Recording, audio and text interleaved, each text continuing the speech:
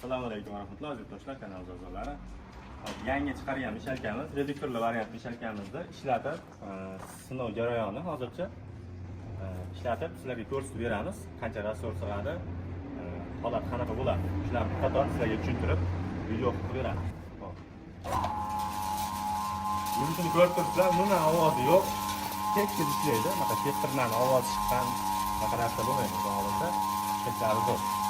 Hozircha 20 litrli suv quyamiz.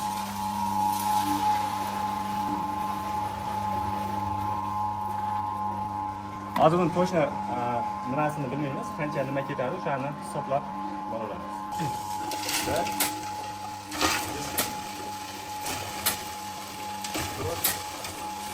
Bir kulakdan keyin bir kulak keyin solamiz.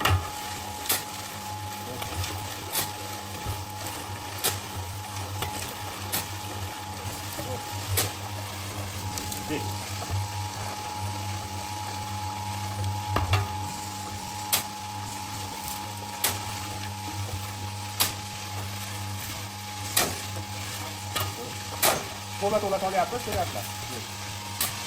Ozgina klonni ko'tarib olamiz.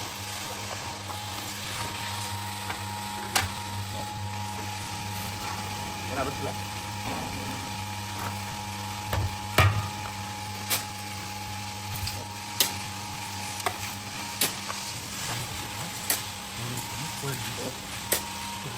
Suv kamlik qilyapti.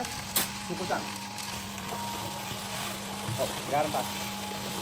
Primera 30 litr suv ketdi.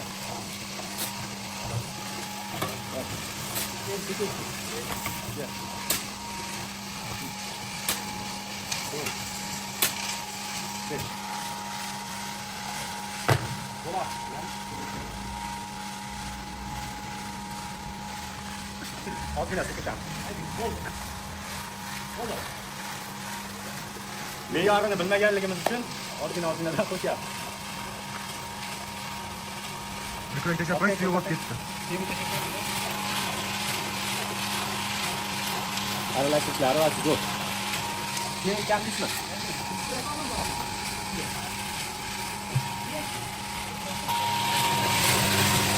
Boydigan chiroyli tayyorladi. Hozir to'kib ko'rsamiz. Aralashishlari zo'r. Motor umuman qiynalgan yo'q. Hozir buni montajlarini qilganimiz yo'q, просто o'zimizga ishlatib yetkazib qo'yishimiz kerak. O'shaning hisobiga vaqtinchaga yurgizib tayyorlab qo'ydik. Mana hozir to'xtatdik buni. To'xtatgan holatda ushlab turing. Suqaring. Yana qo'shib ketaveramiz. Asta-asta. Demoqchi bo'lganim motorning quvvati ham, reduktorning quvvati ham yaxshi, bemalol yetaveramiz. Yengil mana. Boshqa ham bemalol yetsa bo'ladiganda. Bo'ldi. Buna qarab bo'ldi. Xizmat qilaman. Kechiga to'g'ri.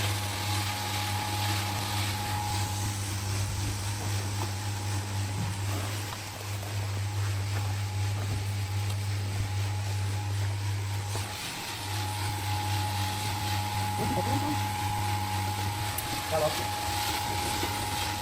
yana Tekrar ise uzun bariga qaytib qolaveradi. Mana